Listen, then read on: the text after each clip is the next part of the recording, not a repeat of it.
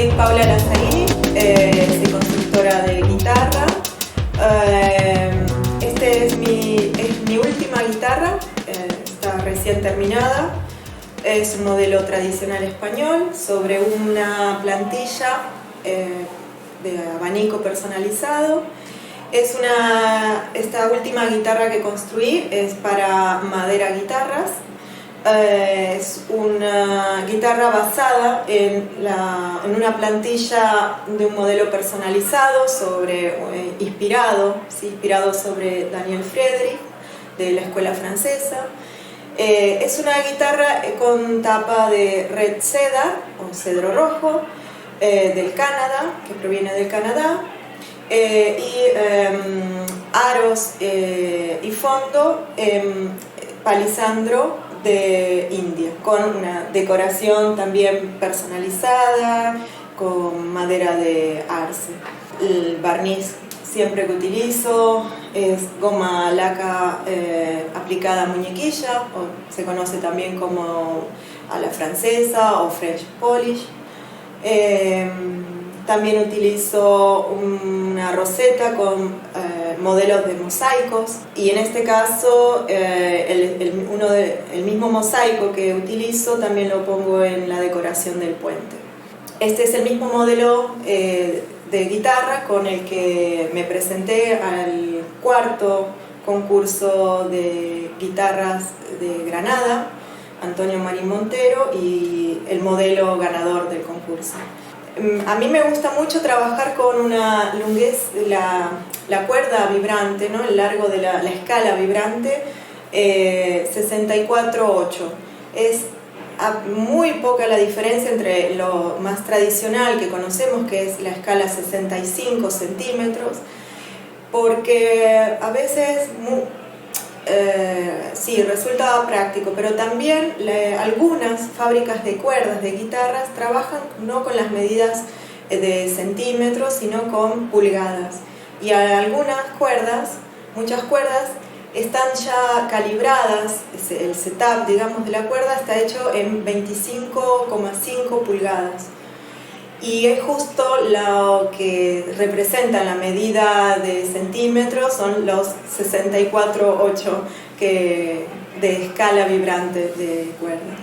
Eso me obliga de alguna manera a pensar el instrumento de diversa manera, no en un instrumento 65, me obliga también a personalizar la escala en el diapasón, en la ubicación del puente, en la ubicación en general del barretaje interno. Entonces hay algunas disposiciones que cambio entre una guitarra cuando trabajo tiro 65, que es lo más estándar, o cuando trabajo el tiro de cuerda de escala, que a mí me siento muy cómoda trabajando con esta escala, que es el 64-8.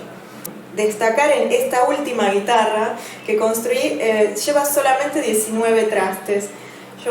Es normal, me gusta mucho utilizar el traste número 20, que no es obligatorio utilizarlo, simplemente muchos guitarreros, constructores de guitarras lo colocan el traste 20 ya un poco por costumbre, a veces porque lo pide el músico. Y digamos que el traste 20 es más bien una moda que se instaló en la década del 80 en adelante, ¿no? Porque en sí hay poca obra guitarrística que exige un traste número 20, algo de Barrios, Regondí, etc., pero no hay demasiado compositor o arreglo para guitarra que nos exija el traste 20. Bueno, en este caso es una de mis pocas guitarras con traste 19 y basta. Y eso da una calidez tímbrica interesante, porque obliga, en este caso tenemos un diámetro de boca, de apertura de boca, ligeramente más grande que cuando ubicamos el traste 20. Hay constructores que ponen incluso más trastes también, ¿no? Yo trabajo las curvas del mango de la guitarra. Me gusta siempre poder hablarlo también con los músicos. Si prefieren un tipo de curva que sea tipo la C, o una D, ¿no? Donde podemos notar una parte más plana aquí y redonda hacia la unión mástil con diapasón, o si queremos toda una curva redonda, ¿no? O sea, esa parte ergonómica es muy personal también para el músico. Esto es interesante en el momento de decir, bueno, me encantaría tener una guitarra con estas características. Es una de las principales preguntas que yo necesito conocer, porque podemos así hacer un instrumento mucho más personalizado para la persona que lo va a utilizar, ¿no? Y es muy importante porque el guitarrista pasa muchas horas con la guitarra, sus manos, su cuerpo está en contacto con la guitarra, y es importante, no es solo para la comodidad, porque a nivel técnico también ellos se pueden encontrar con un obstáculo, que tengan que cambiar algo del movimiento, ¿no? Que ya están acostumbrados, y bueno, si ellos ya saben que necesitan un mango con forma bien redonda o una ligera parte más plana atrás, en la parte posterior del mango, entonces para el constructor de guitarra es fundamental tener esa información. En este caso yo trabajé una curva en forma de D porque es cómoda, me gusta trabajarla, y bueno, yo creo que el cliente va a estar muy satisfecho. Cuando tengo por delante un proyecto nuevo de guitarra, me gusta primero seleccionar las maderas, ¿no? Porque encontramos por ejemplo, en este caso el palisandro de India, tenemos diferentes cualidades, dibujos, sentido de la veta, etc. Entonces lo que busco prácticamente es cuánto me sostiene, ¿sí? Cuánto sustain en una madera que incluso es gruesa puedo llegar a encontrar antes de utilizarla. Y eso me permite poder ver la calidad de la madera en el momento de hacer los espesores, rebajarla y ver cuánto flexiona y cuánto no, porque no buscamos una madera que sea solamente rígida y resistente. También necesitamos que la guitarra, la madera acompañe el movimiento, ¿no? La tensión de las cuerdas y tantas cosas. Entonces, hay ciertos límites y parámetros que sería bueno siempre tenerlos en consideración, que sea elástico, resistente, y que también podamos encontrar al inicio un pequeño sustain, ¿no? O sea, cuánto sostiene al golpe, ¿no? O sea, damos un pequeño golpe en la madera y encontramos que ese sonido tiene una duración, ¿no? No muere instantáneamente. Cuando busco la flexibilidad, la rigidez y el sustain, ¿no? Al golpe de la madera, eso lo aplico ya sea en la tapa como también en el fondo. Lo mismo lo aplico en el mango, porque todas las piezas de la guitarra suenan, absolutamente todo. No hay parte de la guitarra que no acompañe la vibración, el movimiento. Uno puede, no, solamente el sonido está aquí adentro, no, es todo un conjunto, las barretas internas, los refuerzos, absolutamente todo entra en juego. Entonces, cuando busco también el mango, busco que no sea una madera muy pesada ni muy liviana. También busco que tenga un buen golpe, un buen sustain, porque eso me quiere decir de que va a transmitir longitudinalmente con una determinada velocidad. El diapasón, muchas veces cuando todavía no lo hemos trabajado, parece una madera que solamente absorbe y no da nada, pero también buscamos una madera bien compacta y algo en el golpe, ¿no? O sea, que haya algún sonido que sostiene. El puente es fundamental. En la madera del puente es muy importante buscar madera de calidad, ¿no? y que sea resistente, que tenga buena beta, que tenga buen sonido. La madera del puente siempre es muy importante en la construcción. La paleta, por ejemplo, yo cuando construyo mis mangos, es un poco particular porque no son solamente dos piezas de maderas encoladas, sino que trabajo más piezas de maderas que por un lado la puedo reforzar la cabeza, pero también hay una parte estética que me gusta mucho. Me gusta encontrar una veta de mango que termina en otra madera que tiene otra continuidad. Y luego, algo que con el tiempo fue apareciendo es mi modelo de diseño de pala, ¿no? Diseño de cabeza, que en la construcción de guitarras se estila que cada guitarrero, cada constructor tenga un poco su propio diseño, ¿no? Y en este caso, como muchas cosas, este diseño había cortado mal la madera, fue un mal corte que hice, y entonces me quedé toda una tarde buscando mejorar esa cabeza y llegué a este diseño. Así llegué al diseño. Sí, digamos que fue un error de corte, porque mis primeras guitarras tenían otra cabeza, otro diseño, y cuando corté mal, no sé cómo fue, ahora no recuerdo, bueno, empecé a buscar cómo solucionarlo. Entonces, a través del error y encontré algo que a mí me gustó, que es muy personalizado, que con el tiempo, incluso con mi maestro, me acuerdo que él tenía mucha bibliografía de fotos de guitarras durante muchos años, y me dice: yo nunca vi este diseño, ¿podés llegar a decir que es original? Y bueno, la verdad que es bastante original, porque también lo busqué en muchas guitarras, nunca encontré algo parecido. Y lo vengo haciendo a repetición ya desde unos 10 años más o menos. Este diseño, sí, o un poquito más de 10 años trabajo este diseño. Incluso la apertura, ¿no? La rampilla, la apertura del canal,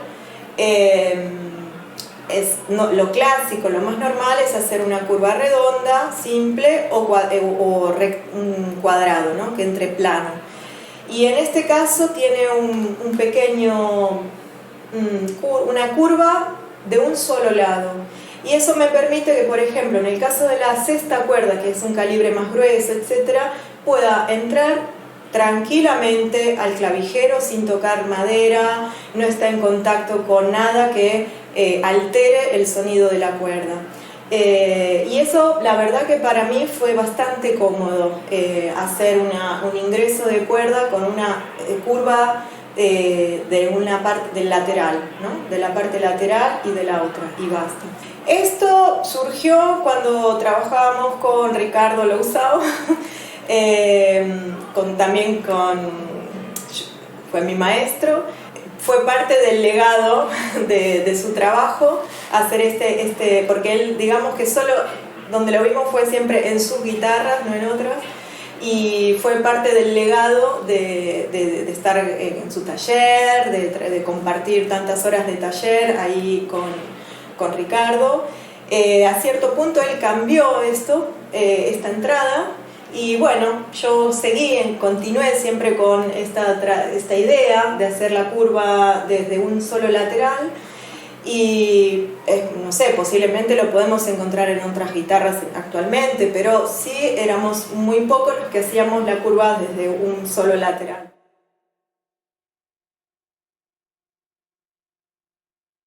Bueno, en determinado momento, siempre en la historia y actualmente pasa que los guitarreros, los constructores, tratamos de ir atrás de un sonido que nos represente, un sonido que sea parte de nuestra identidad, de dejarlo, y nuestra búsqueda sobre todo, o sea, qué buscamos en una guitarra y en qué nos podemos diferenciar también de otras guitarras. Entonces, En mi caso personal sí puedo decir que hay algo que me gusta en mi guitarra, que sea una guitarra cálida, ¿sí? Incluso cuando trabajo tapas de cedro rojo o trabajo tapas en abeto, no busco sonidos que sean extremadamente brillantes.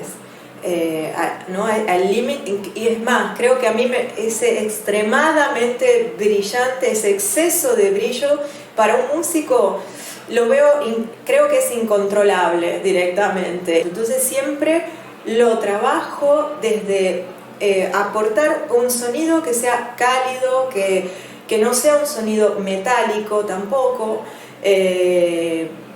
Me gusta que mi sonido tenga un buen caudal de volumen, O sea, no pasa, la guitarra clásica no pasa por el volumen, sino más bien pasa por la calidad tímbrica, la calidad del sonido con la que puedo trabajar.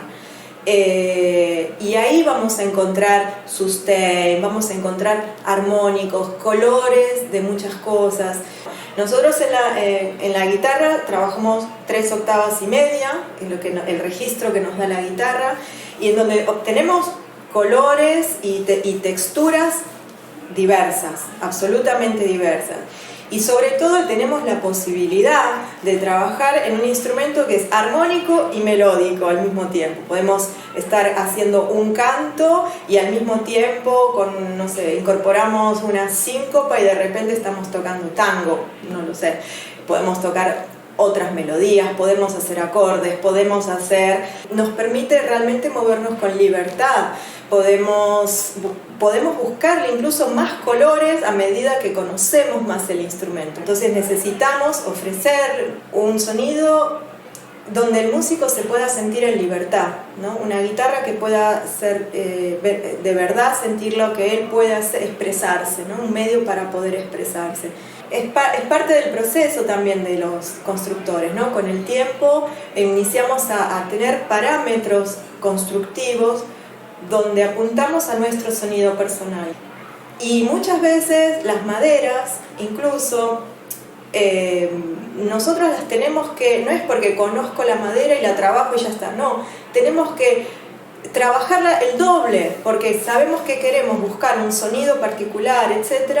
Y bueno, nunca trabajamos con los mismos espesores cada madera, con las mismas alturas cada guitarra, o cada fondo tiene el mismo espesor o el mismo grosor. O sea, cada instrumento es importante que sea personalizado, que sea buscado, o sea, que atrás haya una búsqueda del sonido que representa al constructor.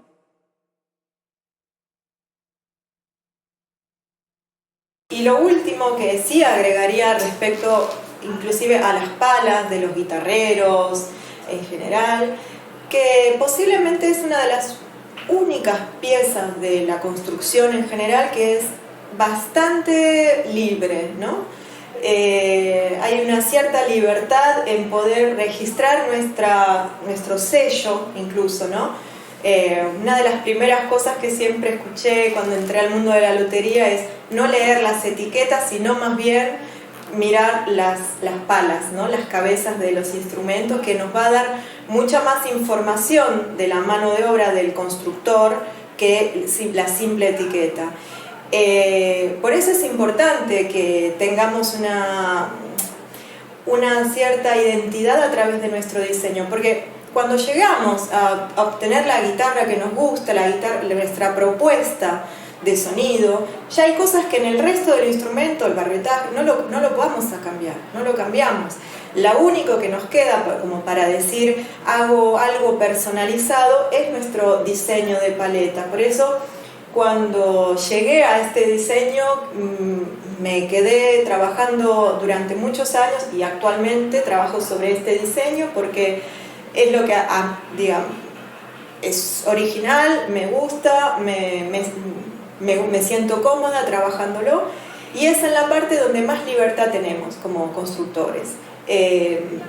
No pasa en otros instrumentos lo mismo. Hay instrumentos que ya están estandarizados, que se hacen así, Y por más que el guitarrero o el luthier quiera cambiar algo de la estética, no lo puede hacer porque el instrumento está absolutamente cerrado, no es un instrumento que evoluciona con el tiempo, nada, hace siglos que ya está, que es el caso típico de los violines, ¿no? O sea, es un instrumento absolutamente cerrado en su evolución y no hay lugar donde puedo modificar, no puedo modificar una F, no puedo modificar la disposición, no puedo modificar alma, no puedo modificar el richo, no se pueden modificar, digamos, es cerrado absolutamente el canon de la construcción.